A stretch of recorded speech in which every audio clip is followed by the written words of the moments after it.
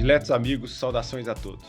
Nesse episódio do SEMcast, nós trazemos a doutora Elisa, pediatra da Clínica SEM, para falarmos sobre pediatria. Doutora Elisa, muito obrigado por ter aceito o convite.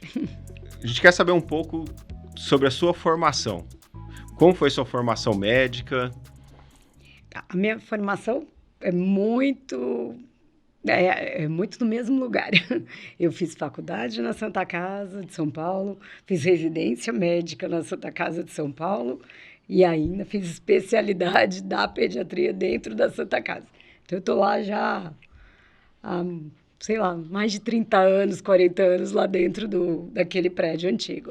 E você tem formação em pediatria e em terapia intensiva? Isso, pediatria geral e depois fiz terapia intensiva especializada em pediatria. Certo. E no consultório você costuma fazer mais a pediatria de pericultura? Isso. Ou atende mais crianças na adultas verdade, também? A gente atende crianças de todas as idades, algumas maiores até de 18, mas a grande maioria, as crianças que mais frequentam o consultório, geralmente são os recém-nascidos, bebês até 1 ano de idade, onde precisam de muito mais orientações. Mas a gente tem sempre uns adolescentes, uns adultos mais novos que confiam no pediatra e procuram a gente, o pai, a mãe, o avô do paciente, que às vezes procuram a gente também. Deixa eu te perguntar, você sempre quis fazer pediatria? Eu me lembro, na faculdade, algumas pessoas já entravam no primeiro ano falando assim, eu quero fazer pediatria. Eu, particularmente, demorei para escolher. Como que foi com você? Eu vou dizer para você que eu não escolhi fazer medicina, eu escolhi fazer pediatria. Pediatria. Quando eu tinha 6 anos, eu decidi que eu ia ser pediatra.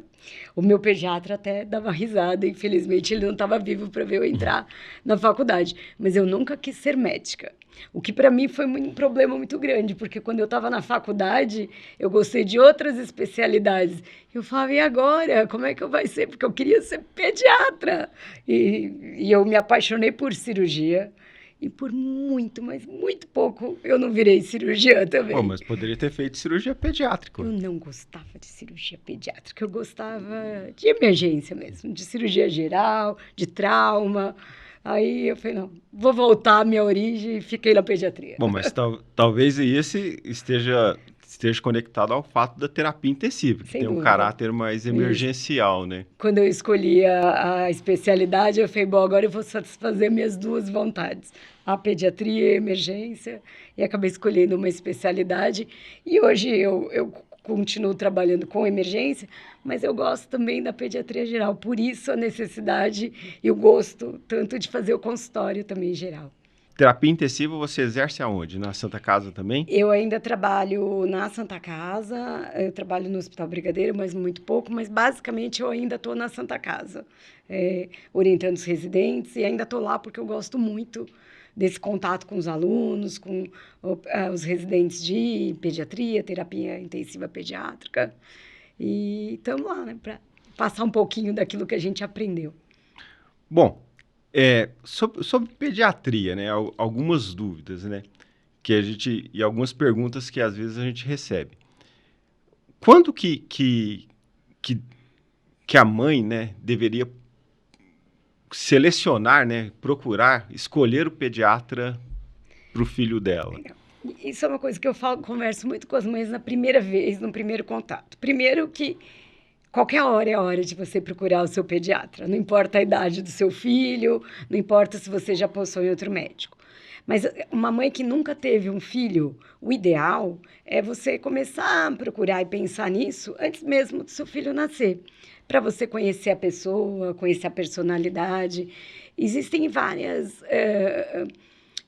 modos de pensar, de agir, de tratar, que às vezes pode bater com o que você acredita e às vezes não. E existe a consulta pré-natal em pediatria? Isso, costuma existir uma consulta pré-natal, é uma coisa que eu faço desde que eu iniciei o consultório.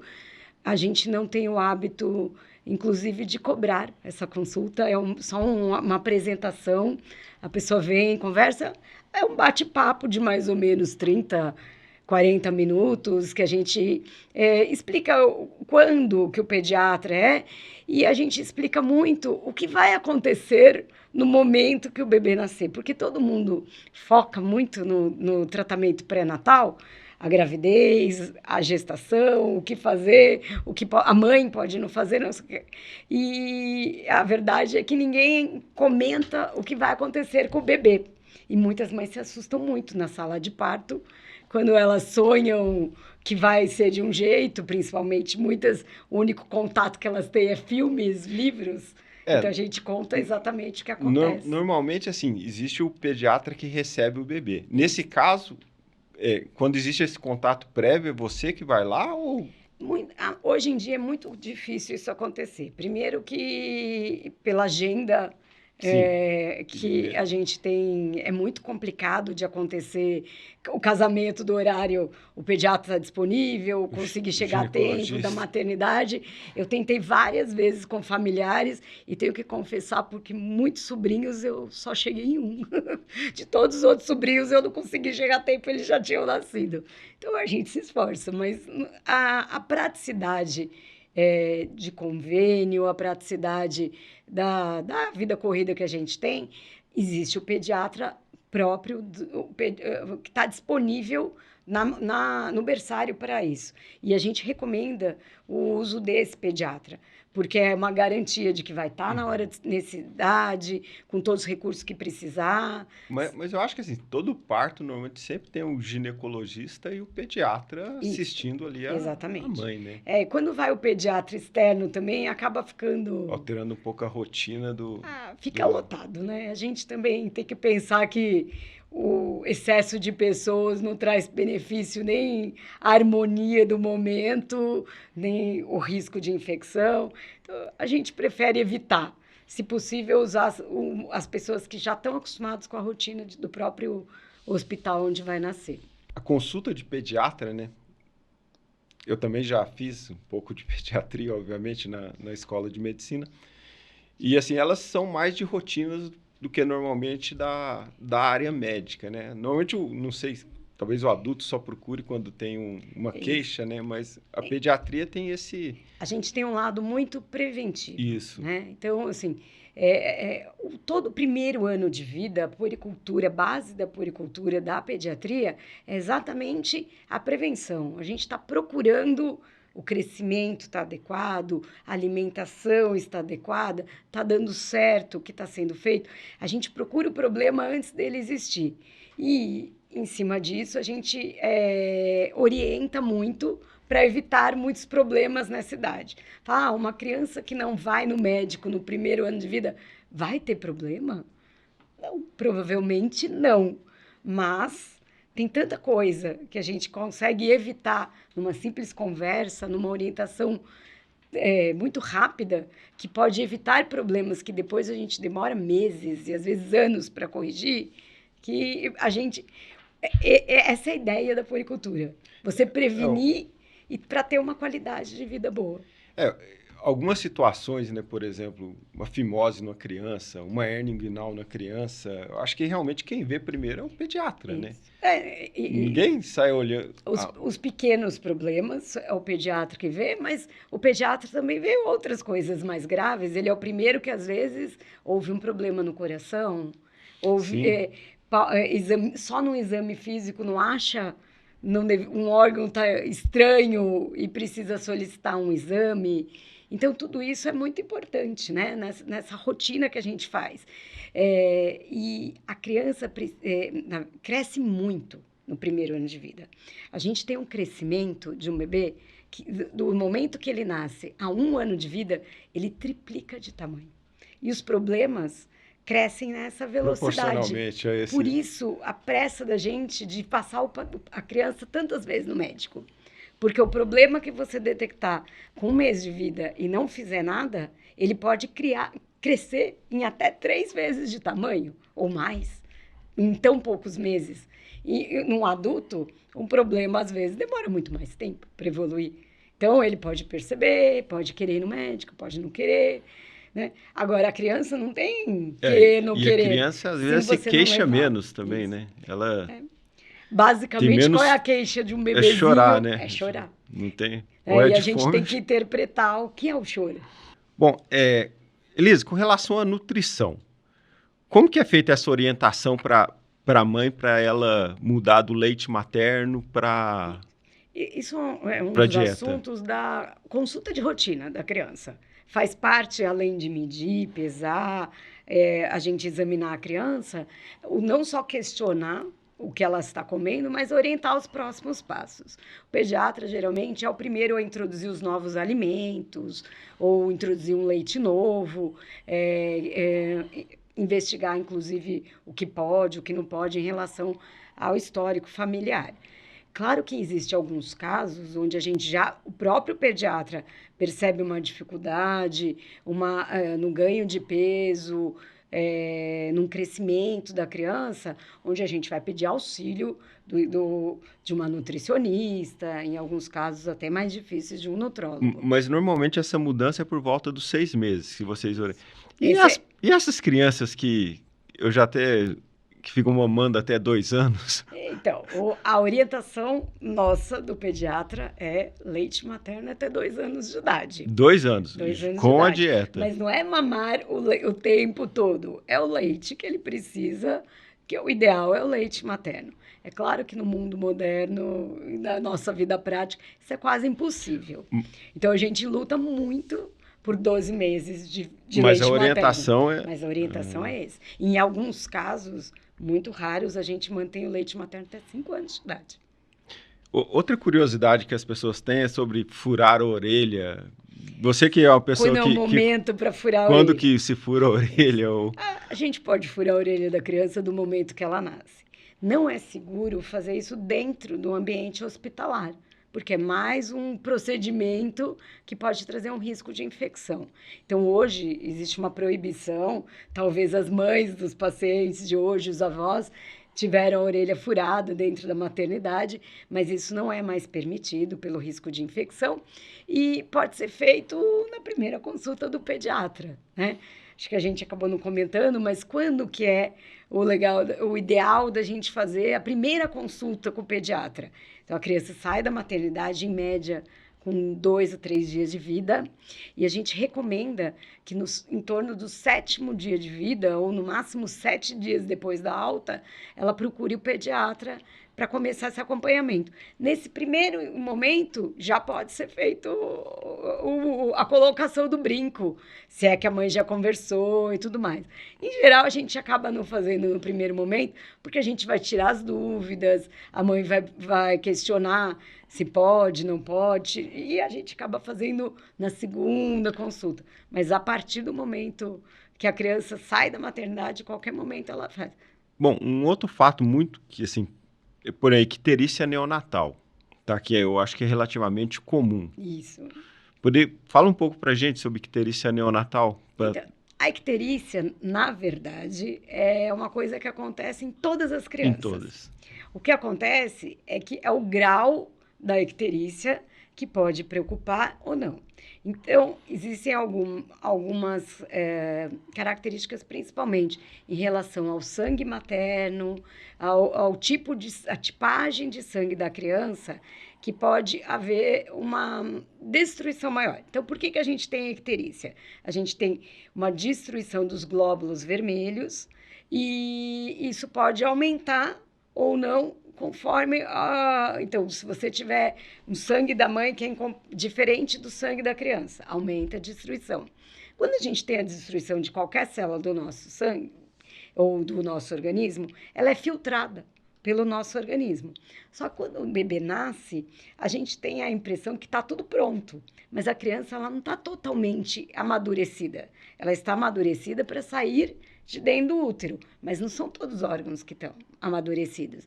Então, nessas primeiras horas, essa filtragem pode não ser tão adequada. E a gente acaba tendo uma deposição do pigmento na pele, porque ela começa... Não tem não vai ser filtrado pelo fígado, e ela começa a ser depositada na pele. Por isso, a gente consegue ver a cor da criança. Começa a ficar a criança amarelinha, né? A primeira coisa que os pais notam, o branco do olho está amarelo, Amarelo. o rosto está amarelo, mas a verdade é a criança está inteira amarelinha, mas está pior na região do rosto. Eu lembro, minha avó falava, né? A criança teve tiriça. Não sei Isso, se é esse nome que se isso usa aqui em mesmo. São Paulo. Aí em qualquer lugar do Brasil, porque é a dificuldade de falar os termos médicos no linguajar popular. Mas a preocupação da gente é porque realmente, em níveis muito altos, uma vez que acabou toda a superfície da pele, começa esse pigmento se depositar nos órgãos. E a preocupação maior de todo pediatra, de todo médico, é que chegar num nível disso depositar no cérebro da gente. Porque ele pode começar a ter uma lesão no cérebro. E aí a necessidade do tratamento. Por isso, todo mundo, as próprias pessoas falam tanto da icterícia, porque a preocupação é a complicação, que é rara, muito rara, é verdade. Mas é o que todo mundo, qualquer leigo, avó, uma babá, qualquer pessoa olha para a criança e consegue perceber. O olhinho dela está amarelo. Então, isso vem, assim, antigamente eu acho que era menos comum, né? Mas hoje em dia, pequenas diferenças, né? Antigamente era tudo normal. Hoje em dia, não. Hoje, acredito, né, que as mães têm mais queixas com diferenças, com algumas pequenas variações, né? Com algumas deformidades, por exemplo, né? Então, hoje em dia, o que a gente acaba tendo, desculpa, elas comparam muito o filho delas com o que é normal. Sim. Se questiona muito o que é normal. Então, qualquer mini diferença já procura se comparar com o filho dos outros, com o filho, com informações. E, infelizmente, a gente sabe que nem todas as informações são baseadas em fatos realmente reais. Então, a mãe, às vezes, percebe um nariz um pouco diferente, um crescimento do rosto, da mão, de uma pinta, e já começa a procurar informações. As pessoas não acham isso mais normal, acham isso uma doença, e procuram muito. Isso, inclusive, é dos objetivos aqui do nosso podcast, né? Tentar fornecer uma informação mais verídica aí, né? Digamos assim. Então, a própria consulta de rotina da pediatria, um dos objetivos é tirar essas dúvidas. Enquanto a mãe vê uma característica da criança, o tipo do olhar, o tamanho do rosto, um braço diferente do outro, uma orelha diferente da outra, para elas tirarem a dúvida com o médico de confiança do que é normal e o que não é normal, o que deve ser procurado, investigado e modificado, e o que faz parte da característica física e individual de cada um. Então, isso acho que a consulta de rotina da pediatria também dá um respaldo muito grande para todas essas dúvidas, que não tem mãe, hoje em dia, que não tenha dúvida. É normal, o meu filho falou na idade certa, ele tem problema porque ele falou antes, então, porque ele falou depois. As mães, às vezes, me procuram também justamente assim, não andou ainda, sabe? Uma ansiedade que a gente observa mais por parte da mãe, né? A gente tem a ansiedade muito grande que a gente tem, principalmente no que inclui as nossas duas áreas, o que é o desenvolvimento normal. Sim. Então, meu filho tem problema, todo mundo é autista hoje em dia. Todas as crianças têm algum problema. As escolas, a creche, com 6 meses de idade, já comunica a mãe que o filho é autista. Eu, infelizmente, como médica, não tenho esse poder. Eu não sei se acontece isso com... Eu acho que acontece, com certeza, no seu consultório. Mas esse período de outubro e novembro, principalmente as crianças um pouco maiores, que já estão em fase de escolaridade, né?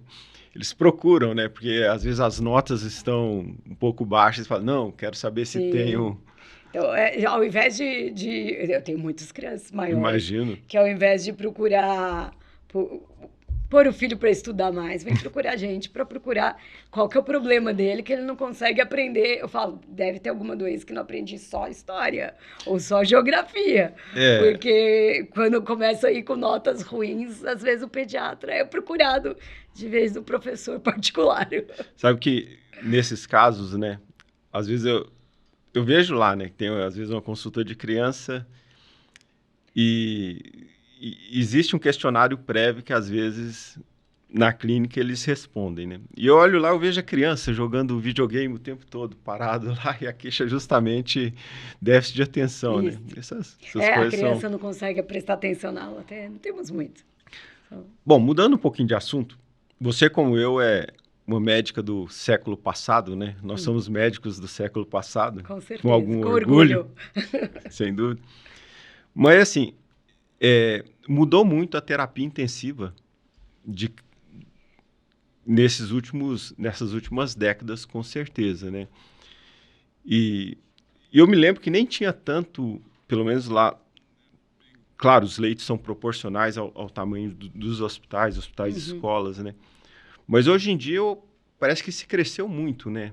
Talvez a necessidade não... Você observa algum... Nossa, muita diferença. Eu literalmente, não só no século passado, né? Mas eu terminei terapia intensiva em 97. Eu me lembro eu era um bebê, brincadeira. Eu me lembro quando eu decidi fazer terapia intensiva e os meus pais falaram assim, existe terapia intensiva de criança? Foi uma coisa assim, nem sabia que existia.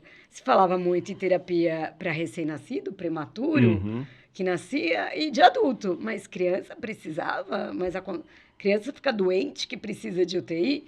E era uma coisa muito pouco divulgada. Sim. Primeiro porque uma das coisas que a gente pode falar, sempre acreditou-se que terapia intensiva de adulto, as pessoas que estavam morrendo iam.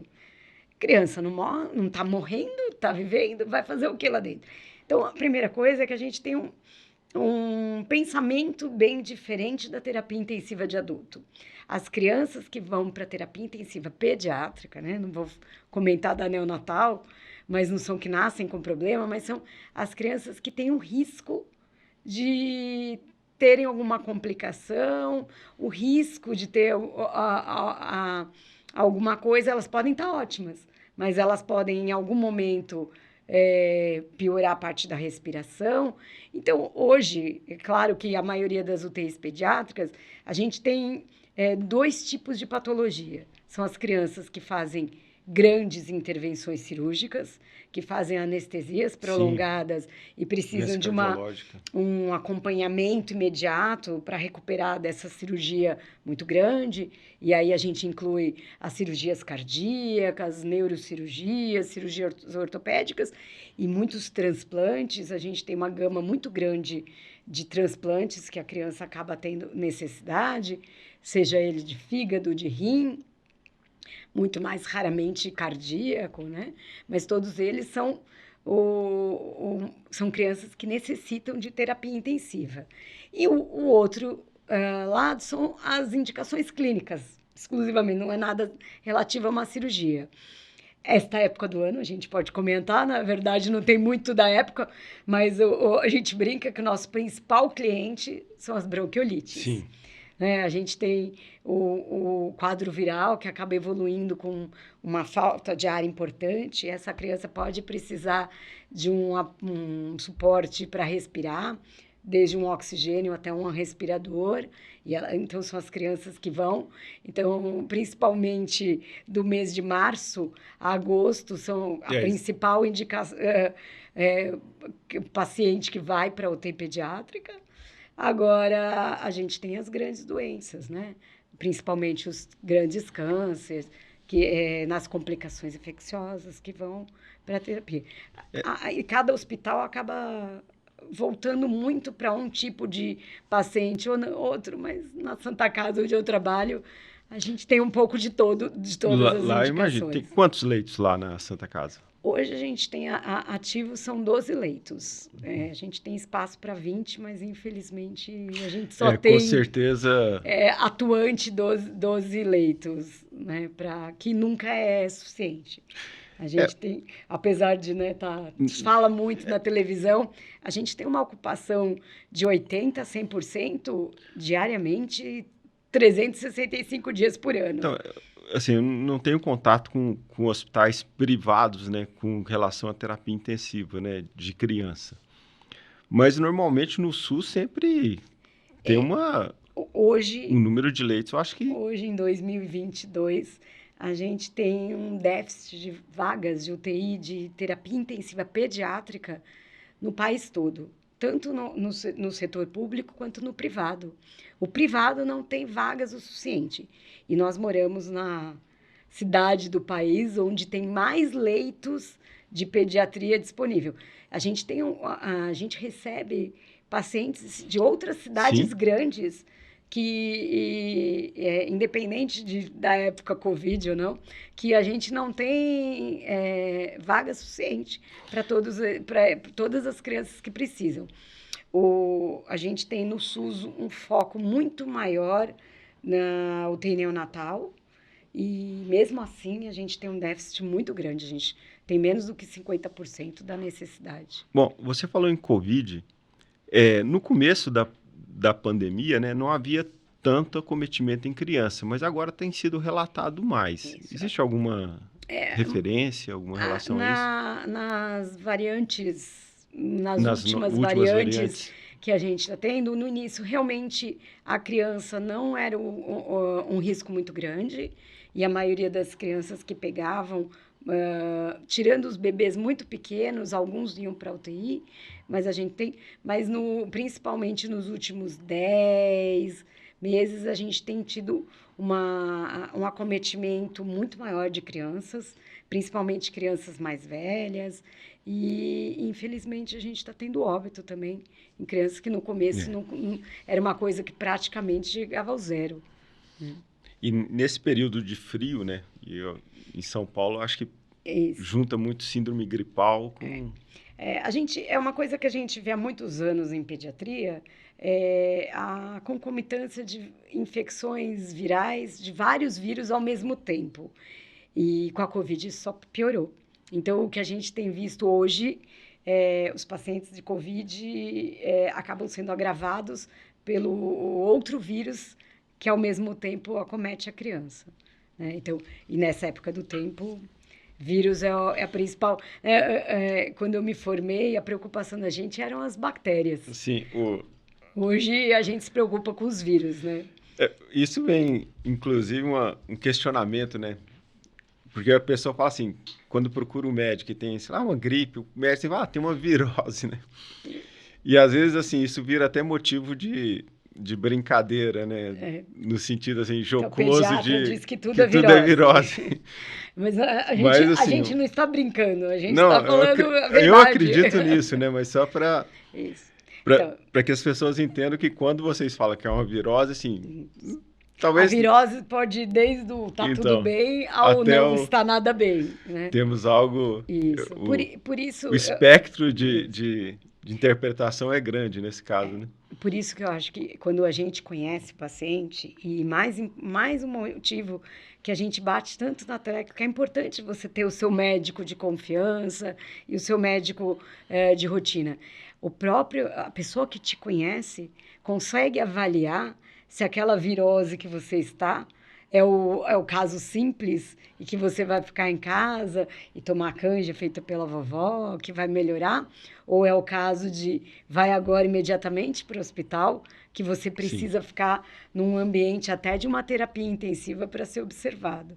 Então, a pessoa que te conhece, desde o momento que você nasceu, é a melhor pessoa para dizer e te dar uma tranquilidade e triar você o quanto antes para esses problemas. Bom, eu sou prova disso porque você cuida de 2 pequenos tesouros que eu tenho em casa e deixo aqui meu agradecimento público à doutora Elisa aqui por cuidar dos meus filhos aí.